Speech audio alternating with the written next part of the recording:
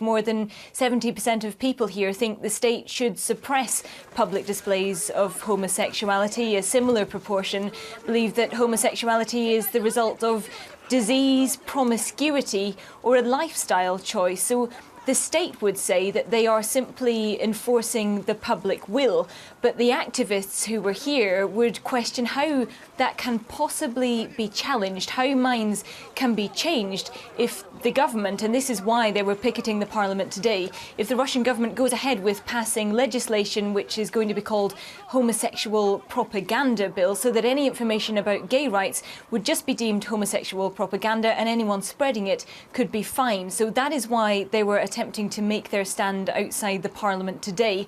I don't think anyone was under any illusions about how this would end, so they came one at a time to try to hold up their placards. Some of them just came to try to stand there with a T-shirt on with the rainbow flag on it. They were immediately surrounded by police, hauled off, as you say, in full view of the journalists, and they have now been taken to police stations where they may well be charged with participating in an illegal protest. But they say they had to do this, they had to make their stand, because the situation in Russia is now just so dangerous for the gay community. And they've drawn attention to a case in Volgograd, the city that used to be known as Stalingrad in Russia's south, where a young man was tortured and murdered by his friends earlier this month, apparently because he told them he was gay.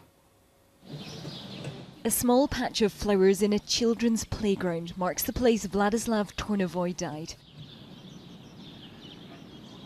The police told his father he was killed by his friends because he told them he was gay. They say they stripped him, assaulted him with beer bottles and beat him with a concrete block, and then they tried to set him on fire. Andrei refuses to believe his son could possibly have been gay. To suggest it, he says, dishonours his memory. In remote cities and areas like ours, there is a completely different perception of the world. That is why we can't even understand. What gays? It's nonsense. Detectives brought one of the suspects back here to show them, using a mannequin, how he attacked his friend. He has known Vladislav since childhood. They ask him why. He says because he said he was a fag. There's some suggestion here locally that Vladislav wasn't gay, that the men just made it up to try to explain what they had done and make themselves look better.